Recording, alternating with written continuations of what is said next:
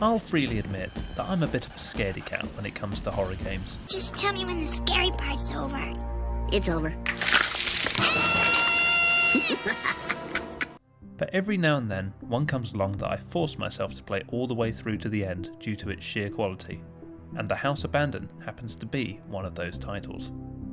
Developer No Code recently released a slick sci-fi game, Observation, but before dipping into that, I wanted to check out some of their back catalogue, and I found a horror game that pushed me to the edge of my comfort zone and begged me to push forward. Right from the get-go, you're immersed into a setting that's straight out of Stranger Things. How can you not think of that when you hear this music? It even uses that quirky retro typeface in its title. The wood panel walls and the DOS-style computer in particular sells the 80s vibe, and it's this very console that serves as the main way you actually play the game. See, this is an old-fashioned text-based adventure, where you'll interact with the story by reading on-screen passages and inputting commands to instruct your character on where to go and what to do. Don't be intimidated by this though, the scope of the adventure is easy to keep track of, and the text does a good job of setting the scene and providing you with information on what to do next. The story is pure creepypasta, concerning a young boy returning to his seemingly abandoned childhood home.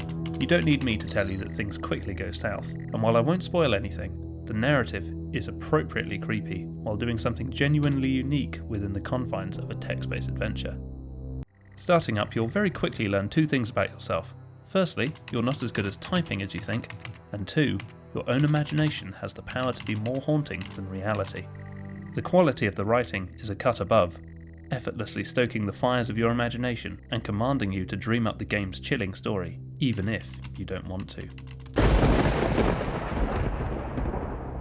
While the game could have just used cutting-edge graphics to make the horror house look like this, the reality is it'll appear even more terrifying in your head than it ever could physically, since the fear of the unknown is working here at full capacity.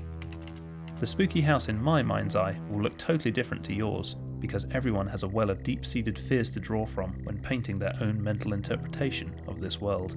The intangible nature of the horror only supplements the game's nightmarish qualities, and frankly, it's rare to play a horror title that shows this much restraint. It never resorts to jump scares, and elements like music and sound effects are used sparingly to punctuate story beats. It gets a lot of mileage out of its minimalist approach, and the experience is all the better for it.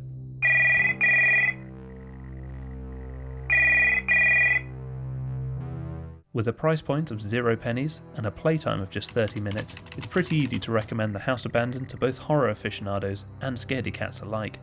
Think of it like a Black Mirror episode that you can play, except it's way better and more focused than this.